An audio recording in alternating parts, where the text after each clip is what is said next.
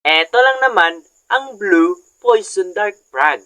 Bakit tinatawag ito ng Blue Poison Dark Frog? Kasi yung kulay niya ay kulay blue, 'di ba?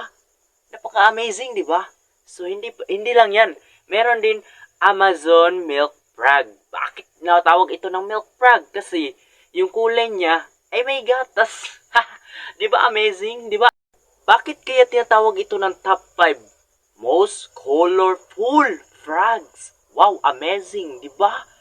Most colorful frog, 'di ba? The most color frogs. 'Di ba? Ang dami niyang kulay. Guys, napaka-amazing talaga 'to. At hindi lang 'yan, meron pa. Ito ang Poison Dark Frog kasi yung kulay niya ay kahawig talaga ng dark pero iba-iba yung kulay niya, 'di ba? Oh, may orange, dark at ano pa, yung iba-iba talaga. So amazing, 'di ba? So 'di ba guys, no? Napaka-amazing talaga, no? Kung gusto niyo pang matuto sa mga ganitong content at everything dito sa mundo, ako si Kuya Wilsat at ang katulad ko din ay maging katulad ni Kuya Bubbles. Just follow me.